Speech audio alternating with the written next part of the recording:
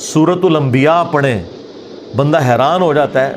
وہ سورت کا نام ہے انبیاء. عام بندوں سے پوچھیں جنہوں نے نہیں پڑھی, وہ کہیں گے جو نبیوں دی شانہ بیان ہوئی ہیں. حالانکہ انبیاء جو سورۃ الانبیاء ہے اس میں اللہ تعالیٰ نے بتایا کہ انبیاء کا سٹیٹس کیا ہے, انہوں نے کیا کام کیا, اور نبی میں اور اللہ میں فرق کیا ہے. پورے قرآن میں جو انبیاء کرام کے حوالے سے چیزیں ڈسکس ہوئی ہیں وہ یہی ہوئی ہیں کہ یہ اللہ کے اتنے برگزیدہ بندے تھے کہ یہ اللہ کی طرف اورینٹڈ ہوتے تھے, ہر معاملہ اللہ کے سپرد کرتے تھے, اللہ سے مانگتے تھے, اسی سے دعائیں کرتے تھے, اسی سے اپنے عقیدے وابستہ رکھتے تھے. یا یہ بیان ہوا ہے کہ جو انبیاء کے بارے میں ایسا عقیدہ رکھتے ہو, ایسا عقیدہ ان کے بارے میں نہیں رکھ سکتے. انبیاء کرام جو ہیں وہ اللہ تبارک و تعالیٰ کی توحید کے معاملے میں کوئی کمپیریزن ہی نہیں ہے, وہ مخلوق ہیں, وہ خالق ہے. یہ دو چیزیں بیان ہوئی ہیں. اس لیے میں نے پچھلے دنوں ایک تفصیلی ویڈیو ریکارڈ کروا دی ہے, شیطانی توحید, شیطانی بابوں کا فتنہ. یہ شیطانی توحید ہے جس میں آپ انبیاء کرام کو, اولیاء کو اللہ کے مقابلے پر لے آتے ہیں. اور رحمانی توحید یہ ہے کہ انبیاء اور اولیاء بھی اللہ سے مانگتے تھے, تم نے بھی اللہ ہی سے مانگنا ہے. ہاں, انبیاء اور اولیاء ان کی جو شانیں ہیں وہ اسی وجہ سے ہیں کہ وہ گاڈ اورینٹڈ تھے, نہ کہ اس وجہ سے کہ انہوں نے خود کوئی ایسا کیا ہے. نہیں, وہ گاڈ اورینٹڈ تھے, اللہ نے انہیں انعام دیا. اور انبیاء تو ویسے ہی مخلص بندے ہیں, نبی تو کوئی بندہ محنت سے بھی نہیں مان سکتا. وہ اللہ تعالیٰ نے جسے عطا فرما دیا وہ اللہ تعالیٰ کے مخلص بندے ہیں, ان کے برابر تو کوئی بھی نہیں پہنچ سکتا. لیکن یہ ساری تعریفیں کرنے کے بعد ان ہستیوں کو اونچا نہیں کرنا ہوتا, خدا اورینٹڈ ہونا ہے. ہم عام مسلمان ہیں نا. اب مجھے بتائیں, اللہ کے فضل سے میں نے جو سٹیٹس اویل کیا ہے اس دعوت کے عوض ختم نبوت کی برکت سے, اس طرح کا سٹیٹس انسانی ہسٹری میں بڑے کم لوگوں نے اویل کیا ہوگا. لیکن مجھ سے کوئی آگے پوچھے, میرے سامنے کوئی جھکنے کی کوشش کرے, میرے پاؤں کو ہاتھ لگانے کی کوشش کرے, تو میں فوراً ڈر جاتا ہوں کہ یار یہ خدا کیا سوچے گا میرے بارے میں, مجھے آخرت کی. اب مجھے بتائیں, یہ جو بابے اپنا چٹواتے رہے ہیں, یہ پاؤں والا سلسلہ اور جو کچھ یہ کرواتے رہے ہیں, ان کو تو پھر خوف خدا بھی کوئی نہیں تھا. اور ڈاکٹر ذاکر نائک کہہ رہے ہیں, میں ایئرپورٹ پہ اترا نا تو ایک عورت, کوئی پروفیسر تھی, بوڑھی خاتون, تو اس نے مجھے پہچان لیا اور ہندو تھی. وہ دوڑتی ہوئی آئی اور میرے گھٹنوں کو ہاتھ لگا, کہتی آپ تو بھگوان ہیں. تو کہتی میں نے کہا استغفر اللہ, توبہ توبہ. میں کہا ایتھے کو بابا ہونا نا صوفی, اور گلے بھی لا لینا سی رانی نو. ہاں, یہ مواحد کا ہی حوصلہ ہے کہ اسے کو اونچا کرے اور کہ بھائی نہ نہ نہ پیچھے. اور یہ کتنی مزیدار یوں دستانے پہن کے چمواتے رہتے ہیں, ہاتھ گھنٹوں بیٹھے رہتے ہیں, نذرانے بٹورتے رہتے ہیں. جو ان کے سامنے اونچا ہاتھ باندھ کے لوگ کھڑے ہوتے ہیں جس طرح خدا کے سامنے کھڑے ہوئے ہیں, اس طرح ان کو تو مر جانا چاہیے. میں کہتا ہوں زمین پھٹے, یہ اندر چلے جائیں. ان کو توحید کی ہوا بھی نہیں لگی ہوئی ہے. یہ کوئی بزرگ نہیں ہے جن کے آپ روب بیان کرتے رہے. یہ شیطان کے ایجنٹ ہیں دنیا میں, یہ طاغوت ہے. خدا کے نمائندے دنیا میں وہ ہیں کہ ذرا سی کوئی ایسی بات ہونے لگے وہ پیچھے ہٹ جاتے ہیں. اوہ توبہ توبہ. ایک صحابی مسند احمد میں حدیث ہے, حضور کو کہہ رہے ہیں یا رسول اللہ ما شاء اللہ و شئت, جو اللہ چاہے اور جو آپ چاہیں. یار صحابی نے تو کبھی شرک کا سوچا بھی نہیں. حضور کیا کہہ رہے ہیں, اجعلتنی للہ ندا, کوئی تو نے مجھے اللہ کے مقابلے پہ کھڑا کر دیا. بل قل ما شاء اللہ وحدہ, بلکہ کہے جو اکیلا چاہے. اس کے اوپر نبی علیہ السلام کو جواب بڑے اچھے طریقے سے دیا جا سکتا تھا. آج کا اگر کوئی بریلوی ہوتا کہ یا رسول اللہ آپ اللہ کے بندے ہیں, وہ اللہ. میرا کہنے کا مطلب یہی تھا کہ جو اللہ چاہے اس کے بعد جو آپ چاہیں, کوئی دوسری بات ہی نہیں بھائی. حضور کو پتا تھا, کیونکہ نبی علیہ السلام کو اللہ کا خوف تھا. جسے اللہ کا خوف ہوتا ہے نا, جو گاڈ اورینٹڈ ہوتا ہے, اس سے پتہ ہے یہ معاملہ کتنا سینسٹیو ہے. اللہ تعالیٰ کس قسم کی توحید چاہتا ہے اپنے بندوں سے.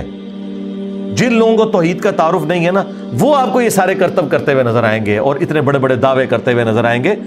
دعویٰ جس نے کر دیا نا کہ میں کر لواں گا, ٹھیک ہے, ہاں یہ آپ دعویٰ کر سکتے ہیں کہ انشاءاللہ میری اتنی پریکٹس ہے کہ میں سینچری مار لوں گا, یہ آپ کر سکتے ہیں. خدا سے متعلق کوئی دعویٰ کہ آخرت کسی کی آپ سنوار سکتے ہیں, یہ دعویٰ کرنا شرک ہے. ہاں, دنیا میں آپ دعویٰ کر سکتے ہیں, کوئی بھی بندہ کہہ سکتا ہے کہ میں نے اتنی محنت کی ہے کہ میں پرائم منسٹر بن جاؤں گا, تیرا حق ہے, تو کہہ. لیکن تو خدا سے متعلق چیز کوئی بیان کرتا ہے کہ میں مریض جنت میں لے جاؤں گا, توبہ توبہ توبہ, ڈر جا. تجھے تو اپنی آخرت نہیں پتا تیرے ساتھ کیا ہونے والا ہے. تو یہ دعوے صرف وہ لوگ کرتے ہیں یا وہ شیطان کے ایجنٹ ہیں دنیا میں, یا جاہل مطلق ہیں, پاگل, مینٹل, مجنون, کلندر, جو مرضی بھی لفظ کر دو. ورنہ جس میں تھوڑی سی عقل ہے وہ اللہ سے ڈرتا ہے, وہ کبھی سوچ بھی نہیں سکتا. سورۃ الاعراف کی آیت نمبر 188، جو میں کہتا ہوں قرآن کی سب سے سخت آیت ہے عقیدہ توحید کے حوالے سے. اور یہ آیت اگر آپ چوک میں اعلیٰ حضرت کا ترجمہ پڑھ کے بھی سنا دینا تو آپ کے اوپر 295 سی انہوں نے لگا دینی ہے. قُلْ لَا أَمْلِكُ لِنَفْسِي نَفْعًا وَلَا ضَرًّا. وہی بات اے نبی تم خود فرما دو اپنی مبارک زبان سے کہ میں تو اپنی جان کے لیے بھی کسی نفع و نقصان کا مالک نہیں ہوں، باقی تو شاید چھڑ دو. الا ما شاء اللہ، ہاں جو اللہ میرے لیے فیصلہ کرے. اس نے فیصلہ کرنا ہے کہ مجھے کون سی نفع مند چیز پہنچے گی اور کون سی نقصان والی. اچھا بعض جاہل مولویوں نے نا الا ما شاء اللہ کو اس طرح ریلیٹ کیا کہ ہاں جو اللہ چاہتا ہے نا اتنا میں نفع نقصان کا مالک ہے ہوں. اندازہ کریں وہ بھی جھوٹ نکلا. یہ تو حضور اپنی بات کر رہے ہیں، آپ کے نفع نقصان کی تو بات پھر بھی نہیں ہو رہی. میں اپنی جان کے لیے بھی کسی نفع نقصان کا مالک نہیں مگر جو اللہ چاہے. تو یہ انہوں نے جو دھوکہ دیا وہ اسی آیت میں پکڑا گیا. اگلی بات اللہ نے اور کھول کے بیان کر دی تاکہ موٹے دماغ والوں کو بھی سمجھ آ جائے. وَلَوْ كُنْتُ أَعْلَمُ الْغَيْبَ، اگر میں خود سے غائب کو جان لیتا، لَاسْتَكْثَرْتُ مِنَ الْخَيْرِ، تو میں خیر کثیر جمع کر لیتا.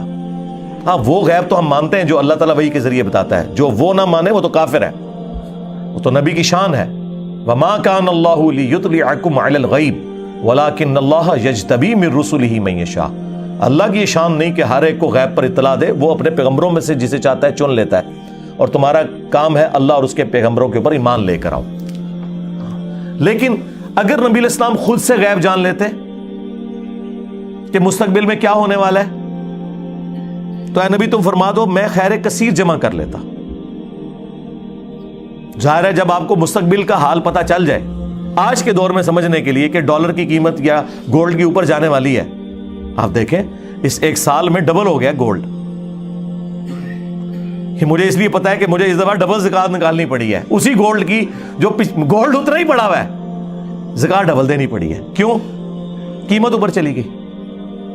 تو اگر یہ بات اس وقت لوگوں کو پتا ہوتی تو لوگوں نے اپنے پلاٹ بھی بیچ کے نا گولڈ لے کے رکھ لینا تھا. پلاٹس اتنے اوپر نہیں گئے جتنا گولڈ گیا. وما مسنی السوء، خیر کثیر بھی جمع کر لیتا اور کبھی مجھے کوئی تکلیف نہ پہنچتی. یقیناً اگر کسی شخص کو یہ پتا چل جائے کہ آج اتنے بجے اگر یہ روڈ کراس کرے گا تو ایک ٹریلے کے نیچے آ کے مارا جائے گا، وہ اس دن نہیں پوری زندگی اس روڈ کو کبھی کراس نہیں کرے گا، دوسرے راستے سے جائے گا. لیکن ایسا نہیں ہوگا، کبھی بھی نہیں ہوگا. اللہ تعالیٰ نے اس طرح کا کبھی کسی کو اختیار دیا ہی نہیں ہے. جو دیا وہ غیبی خبر کے طور پر دیا اور وہ ٹال نہ کوئی سکا. وہ ویسے ہی ہوا جیسے صحیح مسلم میں حدیث ہے. حضرت عمر کہتے ہیں نبی علیہ السلام نے غزوہ بدر سے ایک دن پہلے زمین پہ لکیریں کھینچی، کل یہاں ابو جہل کی لاش ہوگی، یہاں عتبہ کی، یہاں شیبہ کی، اور اللہ کی قسم انہی جگہوں پہ اگلے دن وہ لاشیں پڑی ہوئی تھیں. یہ حضور کو اللہ تعالیٰ نے غیبی خبر دی، وہ ٹال نہیں سکتی تھی کبھی بھی. تو اے نبی تم فرما دو کہ اگر میں خود سے غیب جان لیتا تو میں خیر کثیر جمع کر لیتا اور نہ مجھے کوئی تکلیف پہنچتی. ان انا الا نذیر و بشیر، میں تو نہیں ہوں مگر ڈر سنانے والا اور خوشخبری سنانے والا. لقوم یؤمنون، ان کے لیے جو بات ماننا چاہیں ایمان لانا چاہیں. میرا سٹیٹس پیغمبروں والا ہے، میں کسی کے نفع نقصان کا مالک نہیں ہوں. اور نفع نقصان میں وہ ساری چیزیں ہیں، آکسیجن، کھانا پینا، ٹوائلٹ یعنی پیشاب، نیند، یہ تمام چیزیں.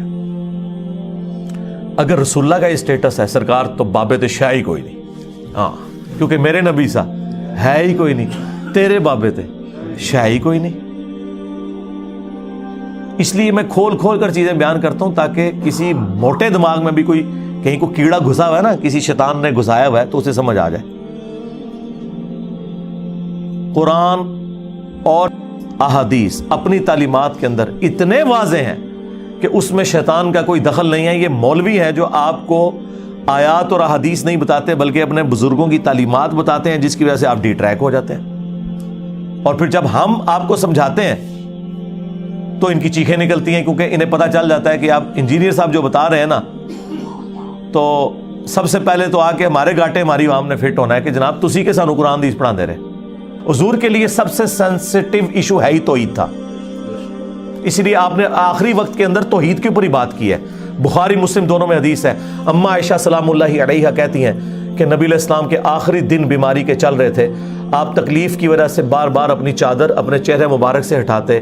پاس ایک پانی کا برتن تھا, اس سے ہاتھ گیلا کر کے بخار کو ٹھنڈا کرنے کی کوشش کرتے, اور بار بار یہ کہتے لعن اللہ الیہود والنصارى اتخذوا قبور انبیائہم مساجدا. اللہ کی لعنت ہو یہود و نصارہ کے اوپر, انہوں نے اپنے نبیوں کی قبروں کو سجدہ گاہ بنا لیا تھا. آخری وقت کیا بات ہو رہی ہے کہ نبیوں کو اللہ کے مقابلے پہ کھڑا نہ کر لیا جائے. اور اما عائشہ کہتی ہیں رسول اللہ ہمیں ڈرا رہے تھے, اور اگر یہ خدشہ نہ ہوتا کہ لوگ رسول اللہ کی قبر پہ سجدے شروع کر دیں گے تو میں حضور کی بیوی ان کی قبر مبارک کو لوگوں کی زیارت کے لیے اوپن چھوڑ دیتی, یعنی حجرے کی دیوار گرا دی جاتی, جو چاہے جس وقت چاہے قبر رسول پہ حاضر ہو. حجرے کی دیوار نہیں اما عائشہ نے گرائی, آج تک نہیں گری اللہ کے فضل سے. آج بھی وہ خیر اب تو بہت پیچھے جا چکی ہے, اب جالیاں اس کے آگے. اما عائشہ کو تو کسی نے نہیں کہا کہ حضور نے کہا تھا مجھے تو تم سے شرک کا خدشہ ہی نہیں ہے, تو آپ آخری وقت میں اس کو شرک سے کیوں ریلیٹ کر رہی ہیں؟ اس زمانے میں کہانیاں نہیں ہوتی تھی. وہ آپ میری ویڈیو دیکھیں, مجھے تم سے شرک کا خوف نہیں. وہ حضور نے اسپیسیفکلی صحابہ کرام کے بارے میں کہا تھا, اور صحابہ کے پیٹرن پہ صرف ایک جماعت قیامت تک شرک سے محفوظ رہے گی, یہ میں مانتا ہوں. ایک جماعت, جس طرح کہ بنی اسرائیل پوری کی پوری گمراہ ہو گئی, یہ امت پوری گمراہ نہیں ہوگی. اس لیے حضور نے کہا تھا مجھے اپنی امت سے شرک کا خوف نہیں کہ یہ ساری مشرک ہو جائے. باقی وہ ویڈیو آپ دیکھ لیں. حضور تو صحیح بخاری میں ہے, حضرت عمر کہتے ہیں میں نے ممبر پہ حضور سے خود سنا ہے کہ دیکھنا میری شان کو اس طرح بلند نہ کرنا جس طرح نصارہ نے اپنے پیغمبر کو بڑھا دیا تھا, عیسیٰ ابن مریم کو. میں اللہ کا بندہ اور اس کا رسول ہوں, مجھے اللہ کا بندہ اور اس کا رسول ہی کہنا. اور پھر ایک اور حدیث بخاری مسلم دونوں میں, حضور کے بیماری کے دن آخری چل رہے ہیں, حضور کی 3 بیویاں حضور کے پاس بیٹھی ہوئی ہیں. ظاہر ہے سب سے ایک کلوز رشتہ اس حوالے سے, اور پھر یہ بھی آزمائش کہ وہ حضور کی وفات کے بعد کوئی اور خامن بھی چوز نہیں کر سکتی. یہ کتنی بڑی آزمائش ہے. مرتبہ امہات المومنین کو ویسے نہیں مل گیا. آپ سیدہ عائشہ کی تکلیف کا اندازہ کر سکتے ہیں کہ ایک 18 سال کی بچی جس نے حضور کے بعد 47 سال زندہ رہنا ہے, اس کو اللہ نے ایک بچہ بھی نہیں دیا کہ اس کے سارے زندگی گزار لے. اکیلا وہ 47 سال کا سفر انہوں نے اس حجرے میں کیا ہے. اس تکلیف کا کوئی اندازہ لگا سکتا ہے؟ اہم ہی نہیں اتنا بڑا مرتبہ. عمار ابن یاسر جو ہیں وہ کوفے کے ممبر پہ کہہ رہے کہ لوگوں عائشہ دنیا اور آخرت میں تمہارے نبی کی بیوی ہے. مرتبہ نہیں کم ہو سکتا, اگرچہ انہوں نے خلیفہ وقت کے خلاف خروج کیا, مرتبہ نہیں کم ہوا, لیکن اللہ تمہیں آزما رہا ہے کہ عائشہ کی اطاعت کرتے ہو یا اللہ کی اطاعت کرتے ہو حضرت علی کا ساتھ دے کر, کیونکہ وہ اولی الامر منکم وہ ہیں. لیکن عمار ابن یاسر نے اما عائشہ کا مرتبہ نہیں کم کیا کہ ان کی اس غلطی سے ان کی زندگی کو 0 سے ملٹیپلائی کر دیں. کہا دنیا اور آخرت میں تمہارے نبی کی زوجہ ہیں. یہ ایک آزمائش ہے کہ تم نے اللہ کی اطاعت کرنی ہے یا عائشہ کی اطاعت کرنی ہے. اس لیے میں کہتا ہوں میں عمار ابن یاسر والا شیعہ ہوں, میں رافضی والا شیعہ نہیں ہوں. مرتبہ کم نہیں ہوگا, ہاں اختلاف رائے اپنی جگہ رہے گا. تو اما عائشہ اس حجرے میں رہی 47 سال تک. تو اما عائشہ بیٹھی ہوئی ہیں, سیدہ ام سلمہ بیٹھی ہوئی ہیں, اور ام حبیبہ بیٹھی ہوئی ہیں. 3 بیویاں حضور کی, اور ان میں سے یہ تو سینئر بیویاں ہیں, اسلام میں بھی سینئر ہیں. انہوں نے ہجرت مدینہ سے پہلے ہجرت حبشہ بھی کی ہوئی ہے. تو وہ ہجرت حبشہ کا ذکر کرتے ہوئے کہتی ہیں ام حبیبہ اور ام سلمہ کہ یاد ہے کہ جب ہم وہاں سے گزرے تھے ہم نے ایک ماریا نام کا گرجا دیکھا تھا جس میں کچھ قبریں بھی تھیں اور تصویریں بھی لٹکی ہوئی تھی. حضور نے بس یہ بات سنی, آپ تکلیف کے عالم میں اٹھ کے بیٹھ گئے. توحید is the most sensitive issue in the sight of Allah and his beloved prophet صلی اللہ علیہ وآلہ وسلم. کہا یہی تو ان میں خرابی تھی, جب ان کا کوئی نیک بندہ یا پیغمبر فوت ہو جاتا تھا اس کی قبر کے اوپر سجدے شروع کر دیتے تھے, تصویریں لٹکا لیتے تھے. قیامت کے دن یہ بدترین مخلوق بنا کر اٹھائے جائیں گے. اللہ اکبر. اور حضور نے پہلے ہی ڈرا دیا کہ یہ کام تم نے نہیں کرنا. اور مسلم شریف میں حدیث ہے, جندب رضی اللہ تعالیٰ عنہ کہتے ہیں حضور نے اپنی وفات سے 5 دن پہلے یہ بات کہی اور میں نے خود سنی کہ دیکھنا اگلے لوگوں میں جب ان کا کوئی پیغمبر یا نیک آدمی فوت ہو جاتا تھا وہ اس کی قبر پہ سجدے شروع کر دیتے تھے. تم نے یہ کام نہیں کرنا میرے ساتھ. میں کہتا ہوں کس لیول پہ اتر کے آپ کے پیغمبر نے آپ کو سمجھایا ہے. حریص علیکم بالمؤمنین رؤوف الرحیم. یار کون ہوگا جو اتنا آپ کی آخرت کے ساتھ محبت کرے گا بجز ہمارے پروفٹ کے صلی اللہ علیہ وآلہ وسلم. مسند احمد کی حدیث ہے, نبی علیہ السلام نے فرمایا اللہم لا تجعل قبری وثنا یعبد. اے اللہ میری قبر کو وہ بت نہ بنا دینا کہ لوگ اس کی پرستش شروع کر دیں.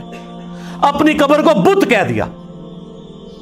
وہ قبر جو ہمیں ہمارے ماں باپ اولاد سب لوگوں سے بڑھ کر عزیز ہے, جس قبر کی حاضری اس پلانٹ ارتھ کی سب سے بڑی نفلی عبادت ہے, اس قبر کو بھی کہہ دیا کہ یہ بت ہوگا اگر اللہ کے مقابلے پر اس پہ بھی سجدے شروع ہو جائیں گے. اور تواڈے بابے دے مزار تے شاہی کوئی نہیں, لے جاؤ تم بابے اپنے. جس قبر کی عظمت تھی اس کا سٹیٹس کلیئر کر دیا ہے, اللہ میری قبر کو بت نہ بننے دینا کہ لوگ پوجا کریں. نبی کا تو کوئی قصور نہیں, لیکن حضور خود اپنی قبر کے بارے میں کہہ رہے ہیں کہ اسے بت نہ بنانا. ابو داؤد میں حدیث ہے میری قبر پہ میلہ نہ لگانا. تم دنیا کے کسی بھی حصے میں درود پڑھو گے اللہ تمہارا درود مجھ تک پہنچا دے گا. اللہم صلی علی محمد وعلی آل محمد. درود کے لیے بھی میلہ نہیں لگانا, تمہارا درود میرے تک پہنچ جائے گا. سلام عرض کرو اور نکل جاؤ آگے, میلہ نہ لگانا. وہ 4 کتابوں میں, الموطا امام مالک میں, فضل الصلاۃ علی النبی میں, المصنف ابن ابی شیبہ اور سنن کبریٰ البیہقی میں, کہ عبداللہ بن عمر جب بھی مدینہ شریف سے نکلتے سفر کے لیے یا واپس آتے, ان کی روٹین تھی کہ مسجد نبوی میں 2 نفل پڑھتے, قبر رسول پر آ کر عرض کرتے السلام علیک یا رسول اللہ, پھر حضرت ابو بکر کی قبر پر السلام علیک یا ابا بکر, اور پھر حضرت عمر کی قبر پہ السلام علیک یا عمر. ایک روایت میں یا ابتا, اے میرے باپ آپ پر سلام ہو. وہ اپنی جگہ ٹھیک ہے, اس قبر جیسا تو ہے ہی کوئی نہیں. اس کی بنیاد پہ آپ نے اپنے بزرگ بابوں کے جو مزار کلیم کیے میں نا, یہ سب فراڈ ہے. باقی مزارات, گنبد خضرا, یہ ایک الگ سے ایک سینسٹیو ٹاپک ہے, اس پہ میری الگ سے ویڈیوز ریکارڈ ہیں, وہ پھر مجھے 2 گھنٹے اور لگ جائیں گے. اس کے لیے آپ میری ویڈیوز دیکھیں. میں نے ایک مقدمہ جو ہے وہ توحید کے حوالے سے کلیئر کیا.